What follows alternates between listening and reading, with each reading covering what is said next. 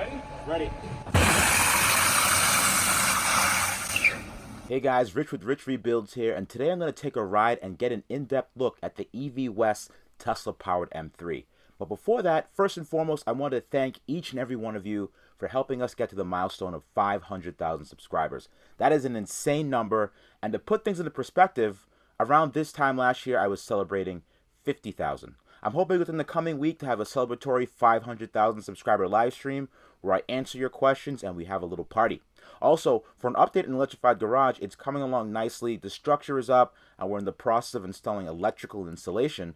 We also have a very cool new product to show you all. It's the world's first and only in-wall recessed EV charger for the Electrified Garage, so we're excited to take the wraps off of that and show you all. Now, the other thing that everyone's been asking is if I got a new car, and the answer is no. This gray car in matte is actually Dolores. Yes, the same black car I built a few years ago has a new front end, wheels, and wrap, and I'll be doing a video on the various upgrades to the car later. And lastly, you're probably like, yo, where's the builds at? Well, the Model X build I'm still working on in the background, which has been killing me to sneak my hands in those tiny cracks to replace footed modules, but it's still coming along. I see a head. It's a boy. And of course, how can we forget Angela? Remember her? Well, I do too, and she's not gone, but I'm going to start working on her again really soon. Now let's get back to the episode and take an in-depth look at the electric M3. We have our BMW over here, the famous Pikes This Peak is the car. infamous Pikes Peak one. But the motor's different. Before I think you had a Siamese setup in here in the front, right? right? Yeah, we had the twin warp 11 DC, old technology, series wound brush motor. Right. We actually kept that in for about 3 or 4 years after the race. We did a couple years of refuel. The car was still really fast. It won refuel 2 years in a row, and then we just, like typical tinkers, we got a little bored with it and wanted to do something new.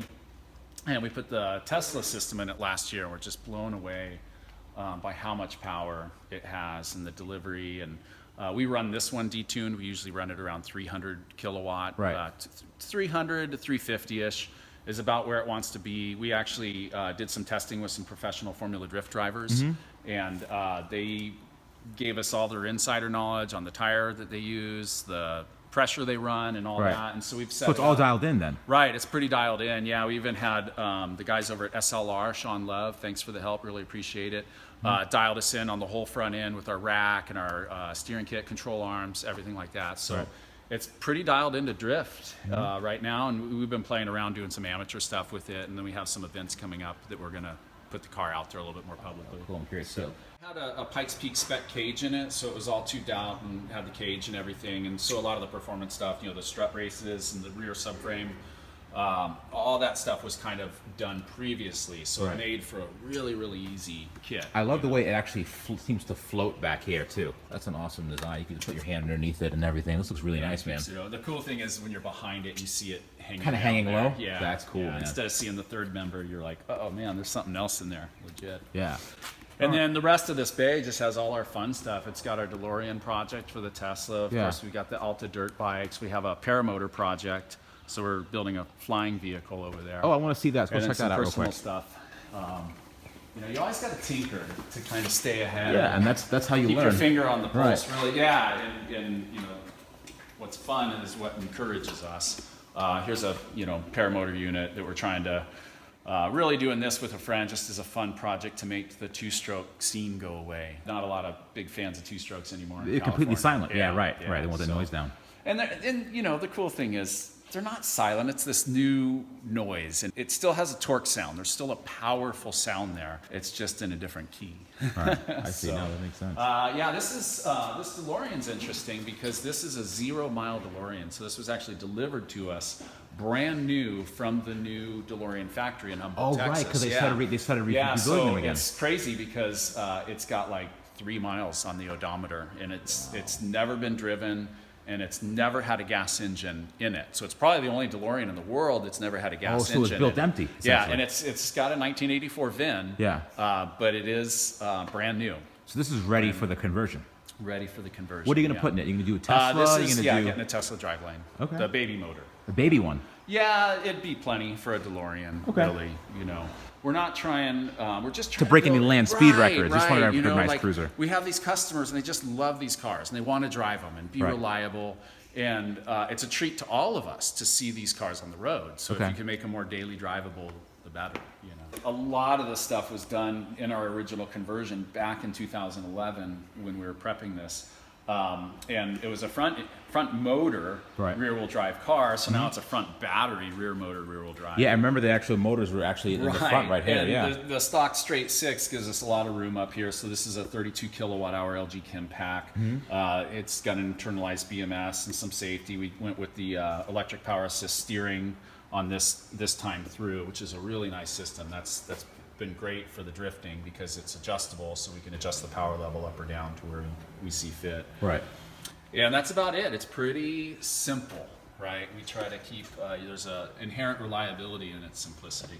Now, what makes you, I notice you've been saying a lot about LG Chem versus Tesla battery modules. Yeah. What makes the build steer more towards LG Chem versus Tesla? Well, so if you're trying to get a full 400 kilowatt out of the motor, you're only going to be able to get there with a complete Tesla pack, right? And that's going to check in somewhere around 1,000 pounds, right? 80 plus kilowatt hour. And that's not needed in a situation where you're doing a race car, a drift car. For one, you don't need all of that energy capacity. And for two, it's a physical space issue now where you have all of this weight in the car. So with the LG Chem, this is actually a 2P pack, so we can cut this pack in half and still run full power. But at 32 kilowatt, we can still deliver over 450 kilowatt continuous to the motor, which isn't a problem there. And it's a lightweight package. This whole box is about 480 pounds. So now we took a relatively heavy M3, and as it sits now on the scales, it's 2,750 pounds. Wow. Right. Yeah, even that's damn light. Yeah, so even the guys that do autocross cars and all that, they're like, wow, that's a pretty good number for an E36. You know, it's got plenty of power, plenty of energy to run Pikes Peak or these drift courses or autocrosses or anything like that, and we're not carrying extra weight. Right. And there's this, you know, stigma. People want the Tesla battery because they hear it's the best, and it is the best at energy density, not power density. Right now, like the Exol and the Cattles and the LG Chems and guys like that are really pushing kind of the power envelope right now. All right, cool. Let's take a look at the inside. Yeah. So what is going on here? So there's like a million different buttons in this thing. Well, so one of the cool things about this car is it is street legal, right? So on the top row of switches up in there, we mostly have like some controls, like there's some blinkers and things like that that are just in there to be street legal. And then the bottom row is a lot of pumps and, you know, power steering switch and DC converter and coolant and fans and just, you know, your typical stuff that you need to keep an electric motor cool and running. So back here, what did you have for? So it's interesting because we have the Naka ducts, right? Yeah, it was like, right, what are the Naka ducts I noticed for? that. Well, they were for cooling. Our last when we ran Pikes Peak in this car in 2012, we actually got the batteries so hot that they melted. The plastic cases actually melted on the batteries. And it was a race, and so we didn't really care. We just wanted to go all out. Since then, we've added a bunch of cooling to the batteries so that we could do more race. We've done some Laguna Seca stuff and whatnot. And then now, of course, because of the weight of the battery and the advancements, we have one battery box instead of the original 5 boxes that we had to spread the weight evenly throughout the car. Right. I can say on the scales right now, this is dead perfect, 50-50 front to rear. Oh, yeah, awesome. Yeah, that's dead cool. Perfect. I think it was like within 35 pounds or something, a percentage. And then we've got, you know, a lot of the safety stuff. You can see the integrated fire suppression. Yeah, right, all that stuff. Funny, if you look at the black plate down there, that's where we would add tranny fluid to our previous Power Glide setup. Oh, so this was the Power Glide car. I totally forgot that the Power Glide's in fact, not in where anymore. our Hoon handle is now, there used to be an actual Hurst shifter in there. In fact, Hurst put it on their social media, like, hey, check this out, an E36 with a Hurst. Using our shifter, yeah. You know. I'm gonna get into this this contraption right here. I'm not really sure what to expect. Supposedly it's electric, but we'll see about that. Well, supposedly it's fast, and there's not much carpeting in here. I usually like carpet, but that's fine. Does it smoke? I don't know if it smokes. Let's see.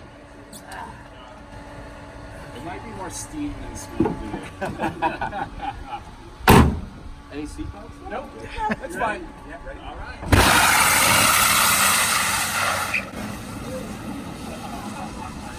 So at any RPM, this thing just takes off no matter what, pretty much. Yeah, essentially, anytime you want to spin the rear tires, you just go, woo, just like that.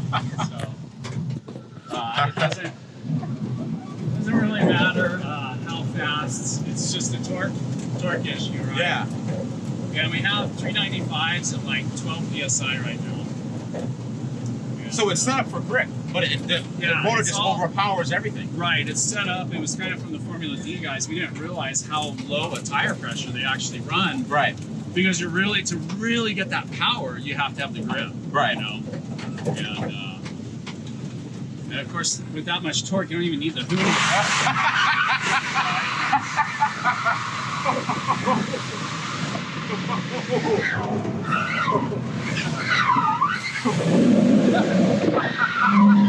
Holy. Dude, this thing is downright scary. Or fun. Yeah, it was fun. No, it's Yeah, fun. you might be pronouncing the word wrong. Yeah, sorry. No, this thing is downright fun. Yeah, and hey, we charged it on solar. Yeah. Oh my goodness. This is good, clean fun right here. This is awesome, clean, wholesome fun. I mean, if this is the future, The future seems pretty good to I'm me. cool with it. I'm okay with it too. Yeah. What we need is just more local tracks now, right? Yeah, You're not no, creating all the absolutely. noise. There's got to be a place that we can go and just have fun. And in complete silence, pretty much. Yeah. The crazy thing is, it's pretty loud in the car. You Yeah. don't have, But on the outside, you can't hear anything. Yeah, I mean, it's carbon everywhere. There's no insulation whatsoever. No. This is wild. If it doesn't make the car go faster or stop quicker, it's not in here. No, this is cool, man.